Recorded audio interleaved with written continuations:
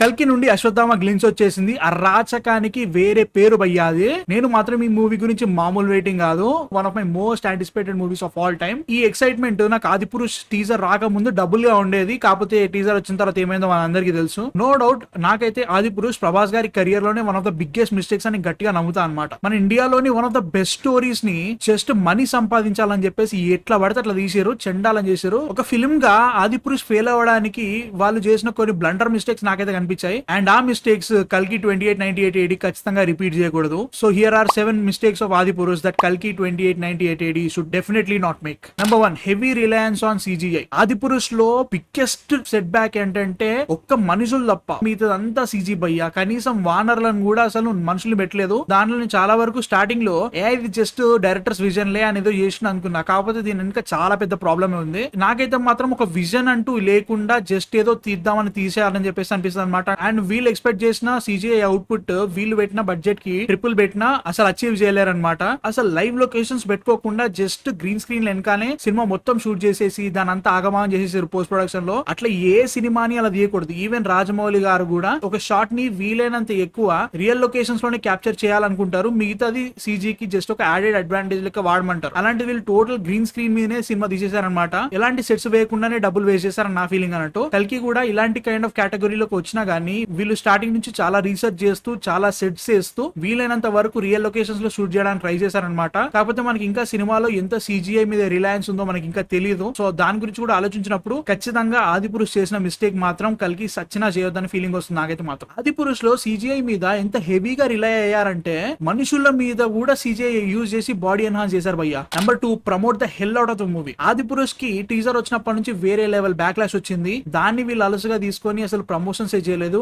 ఏదో ఒక చిన్న ప్రీ రిలీజ్ ఈవెంట్ పెట్టి దాన్ని కూడా మమా అనిపించేసి లైట్ తీసుకున్నారు. ట్రైలర్ వచ్చినప్పుడు కూడా రామాయణం ప్లస్ ప్రభాస్ ఆడడం వల్ల వేరే లెవెల్ హైప్ అయితే గ్యారంటీ క్రియేట్ అయింది. కాకపోతే అప్పటికి కూడా బ్యాక్లాష్ గ్యారంటీగా ఉంది. ఈవెన్ టీజర్ కి ట్రైలర్ కి చాలా వ్యత్యాసం ఉన్నట్టు అనిపించినా గానీ వాళ్ళు జస్ట్ కలర్ గ్రేడింగ్ తో చాలా మిస్టేక్స్ కవర్ చేశారు ట్రైలర్ లో కూడా. సో స్టార్టింగ్ నుంచే ప్రమోషన్స్ లేకుండానే సినిమా రిలీజ్ చేసేసారు. అసలు ఒక ఐడియా అంటూ ఇవ్వలేదు సినిమా. అసలు సినిమా ఏంటి, ఎలా ఉండబోతుంది, రాఘవుడు అంటాడు, రాముడు అంటాడు, శేష్ అంటాడు, లక్ష్మణుడు అంటాడు, జానకి అంటాడు, జై శ్రీరామ్ సాంగ్ రిలీజ్ చేస్తారు. అసలు ఈ సినిమాతో ఏం చెప్పదలుచుకున్నారని ఇక్కడ కూడా ఒక క్లారిటీ ఇవ్వలేదు. అండ్ సినిమా టీజర్ రిలీజ్ అయిన తర్వాత మన డైరెక్టర్ ఓం రావుతూ పోయి న్యూస్ ఛానల్స్ లో కూర్చొని ఏదో చెప్పబోతున్నాడు, అది ఏదో అయింది. సో ప్లీజ్ అట్లాంటివి చేయకుండా క్లియర్ టార్గెట్ తోటి హై పెనట్రేషన్ తోటి సూపర్ ప్రమోషన్స్ అయితే చేయండి. వాళ్ళు క్యారెక్టర్ ఇంట్రోస్ అని చెప్పేసి ఒక ప్లేలిస్ట్ కూడా క్రియేట్ చేశారు. ప్రతి ఇంపార్టెంట్ క్యారెక్టర్ ని ముందు నుంచి ఇంట్రొడ్యూస్ చేస్తూ రండి. అండ్ ద వరల్డ్ ఆఫ్ కల్కిని ముందుగానే ఇంట్రొడ్యూస్ చేసేసి ఆడియన్స్ కి ఒక క్లారిటీ ఇవ్వండి. సో సినిమా ఇది ఇలా ఉండబోతుంది, దీని మీద ఉండబోతుంది అని చెప్పేసి ఒక క్లారిటీ ఇస్తే జనాలకి ఈజీగా ఎక్కేస్తుంది. సో అలా చేయండి ప్లీజ్, చాలా చాలా బాగుంటది. సో ఆదిపురుష్ చేసిన మిస్టేక్ మాత్రం ఇక్కడ రిపీట్ చేయకండి please. Number 3 goes to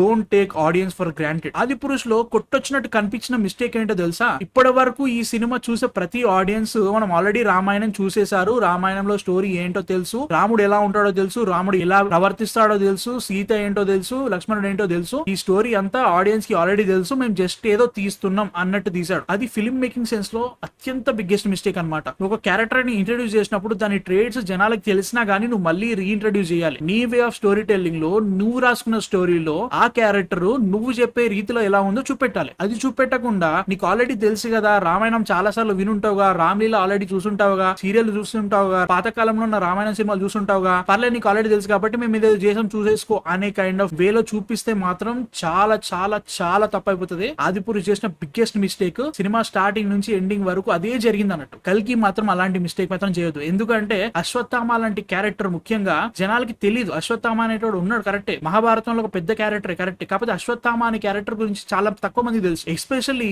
after introducing Ashwatthama video release అయిన తర్వాత అశ్వత్థామ గురించి గూగుల్ చేసే వాళ్ళు ఎక్కువ మంది అయిపోయారు. ఇలాంటి క్యారెక్టర్స్ చాలా ఉండబోతున్నాయి. మేబీ సప్త చిరంజీవుల గురించి కూడా ఉంటదేమో పాయింట్ ఈ సినిమాలో. వాళ్ళని కూడా క్లియర్ గా ఎక్స్ప్లెయిన్ చేయాలి. అండ్ ఆల్సో ప్రతి క్యారెక్టర్ కి ఆడియన్స్ కి తెలుసు అనే ఒక థింకింగ్ పక్కకు పెట్టేసి స్టార్టింగ్ నుంచి క్లియర్ ఎక్స్ప్లెయిన్ చేయాలి. మీ kind of story telling explain చేయాలి. అప్పుడే గొప్పగా ఉంటుందని నా ఫీలింగ్ అన్నట్టు. Number 4 use Prabhas properly. Baahubali తర్వాత నుంచి ప్రభాస్ గారిని అసలు యాక్టింగ్ పొటెన్షియల్ లో అసలు వాడిన డైరెక్టరే లేడు. సలార్ లో రాసుకున్న క్యారెక్టర్ అలా స్టోయిక్నెస్ గా సైలెంట్ గా ఉంటది అని చెప్పేసి అనుకున్నా గానీ చాలా వరకు ఫ్యాన్స్ అయినా గానీ ఆడియన్స్ కూడా అసలు ప్రభాస్ కి యాక్టింగ్ పొటెన్షియల్ ఇవ్వలేదు అని కైండ్ ఆఫ్ సిచ్యువేషన్ లో ఉంది. ఈవెన్ రాధేశ్యామ్ లో కూడా ఏదో కామెడీ ట్రై చేశారు కానీ అది మాత్రం వేరే లెవెల్లో బెడిసి కొట్టింది. ఆదిపురుష్ లో అయితే మాత్రం రాముడి క్యారెక్టర్ కి అసలు డైలాగులు లేకుండా జస్ట్ ఏదో ఒక మ్యానిక్ ని నిల్చోబెట్టి జస్ట్ 2-3 ఎక్స్ప్రెషన్లతో సినిమా తీసేసాడు భయ్యా. నాకు మాత్రం మాత్రం మంట పుట్టుకొచ్చింది. అది అందరికీ తెలిసిన విషయం ఏంటంటే Prabhas one of the best actors. ఆయన యాక్టింగ్ పొటెన్షియల్ ని ఆ లెవెల్లో చూపించిన వ్యక్తి మాత్రం రాజమౌళి గారే. దాని తర్వాత నాగశ్విన్ చూపిస్తారని నాకు గట్టిగా నమ్మకం ఉంది. అండ్ ఆల్సో ఈ కల్కిలో ప్రభాస్ గారి క్యారెక్టర్ కామెడీ చేయడానికి చాలా పొటెన్షియల్ ఉందని చెప్పేసి చెప్పారు. సో ప్లీజ్ దీంట్లో మాత్రం రాధేశ్యామ్ లెక్క చేయకుండా మంచి రైటింగ్ తో మంచి డైలాగ్స్ తో ఆయన యాక్టింగ్ పొటెన్షియల్ ని బయటికి తీసుకొచ్చేలా క్యారెక్టర్ వస్తే బాగుంటది. నాగశ్విన్ గారు ప్రభాస్ గారి లోపలి ఒక యాక్టర్ ని బయటికి చూపిస్తాను నాకైతే నమ్మకం ఉంది. So let's wait and watch. Number 5 goes to don't take the concept lightly. ఒక్కసారి మనం రీక్యాప్ వేసుకుంటే ఈ సినిమా 3102 BC నుండి 2898 AD మధ్యలో జరుగుతుంది. అంటే 6000 సంవత్సరాల మధ్యలో జరిగే స్టోరీ అన్నమాట. ఇది మహాభారతం నుంచి మన ఫ్యూచర్ అయిన 2898 AD మధ్యలో జరిగే స్టోరీ. మహాభారతం నుంచి అశ్వత్థాముడు, మేబీ సప్త చిరంజీవులు కూడా ఉంటారు. అందులోను కల్కి అనే దశావతారం మీద సినిమా. ఇవన్నీ కూడా ఒక ఫ్యూచరిస్టిక్ ఆస్పెక్ట్ లో చూపిస్తున్నాడు. ఇతిహాస అండ్ సైన్స్ ని కలిపి క్రియేట్ చేసిన జానర్ ఇది. దీన్ని ఏదో చూపిద్దాం కదా అన్నట్టు చూపిస్తే మాత్రం మామూలు బెడిసి కొట్టదు మావా. చాలా జాగ్రత్తగా చూపెట్టాలి. రెండు డిఫరెంట్ కైండ్ ఆఫ్ ఎరాస్ ని నువ్వు కలుపుతున్నప్పుడు దాంట్లో వీలైనంత ఎక్కువ యాక్యురసీని మెయింటైన్ చేస్తూనే ఎక్కడ ఎవరిని అఫెండ్ కాకుండా సినిమా తీయాలన్నమాట. ఇలాంటి కాన్సెప్ట్ మళ్ళీ ఫ్యూచర్ లో వస్తుందో రాదో నాకు తెలియదు. కాబట్టి దీన్ని మాత్రం చాలా జాగ్రత్తగా వీలైనంత ఎన్రిచ్డ్ వర్షన్ లో చూపెట్టండి. ఈ మూవీకి ఉన్నంత potential I don't think right now ఏ మూవీకి లేదు. సో ప్లీజ్ దీన్ని చాలా జాగ్రత్తగా తీయాలని నాకు గట్టిగా అనిపిస్తుంది. And number 6 goes to don't insult or ఇతిహాసాస్. అది ప్రూవ్ చేసిన బిగ్గెస్ట్ మిస్టేక్ అదే. హనుమంతుడి క్యారెక్టర్ మాట్లాడే డైలాగ్స్ నుంచి వీళ్ళు చేంజ్ చేసిన screen play and also decisions total Ramayanam చదివిన ప్రతి ఒక్కరికి ఏదో లెవెల్ ఒక రకంగా అఫెండ్ అయితే గ్యారంటీగా అయ్యారు. అండ్ ఆల్సో సినిమాలో ఏ చేసినా చూస్తారనే ఒక ఆరోగ్యన్స్ అయితే ఖచ్చితంగా కనబడ్డది ఆది పురుషులో. కల్కి మాత్రం అలా చేయమాకండి. మహాభారతం కూడా మన దేశంలో వన్ ఆఫ్ ద బిగ్గెస్ట్ ఇతిహాసాస్. దీన్ని మాత్రం లైట్ గా తీసుకోకండి. మీ స్టోరీ కన్వీనియన్స్ కోసం ఏది పడుతుంది రాయకుండా చాలా జాగ్రత్తగా తీస్తే ఖచ్చితంగా జనాలు భుజాన్ని వేసుకొని ఊరేగిస్తారు ఈ సినిమాని మాత్రం. Number 7 the story is more important than the stars. నాకు తెలుసు దీంట్లో ప్రభాస్ గారు ఉన్నారు, అమితాబ్ బచ్చన్ గారు ఉన్నారు, దీపికా పాడుకొని, కమల్ హాసన్, దిశా పాట్ని, దుల్కర్ సల్మాన్ మేబీ వీడి అంటున్నారు. ఇంతమంది స్టార్స్, ఇంతమంది యాక్టర్స్, ఇంతమంది రినోన్డ్ యాక్టర్స్ ఉన్నారు కరెక్టే. బట్ ద థింగ్ ఈస్ నాకు ఈ స్టార్స్ అందరికన్నా స్టోరీ మాత్రం ఎక్కువ ఎగ్జైట్ చేస్తుంది అనమాట. ఎంతో పొటెన్షియల్ ఉన్న కాన్సెప్ట్ జస్ట్ స్టార్స్ ఉన్నారని చెప్పేసి జస్ట్ ఎలివేషన్స్ ఇవ్వాలని చెప్పేసి స్టోరీని డైల్యూట్ చేయకుండా దీని రిచెస్ట్ ఫామ్ లో సినిమా తీయాలని గట్టిగా అనుకుంటున్నాను అనమాట. నేను ప్రభాస్ ఫ్యాన్ అయినా గానీ నాకు ఈ మూవీ మీద కాన్సెప్ట్ వైజ్ గానీ ఎక్కువ ఎక్సైట్మెంట్ ఉంది. ముఖ్యంగా నాగశ్విన్ మీద నమ్మకం ఎక్కువ ఉంది. సో నాకు గట్టిగా అనిపిస్తుంది ఏంటంటే వీళ్ళు ఈ 5 ఏళ్ళు ఏదైతే తీసుకున్నారో చాలా గట్టి ప్రిపరేషన్ చేసుకుని వచ్చారనమాట.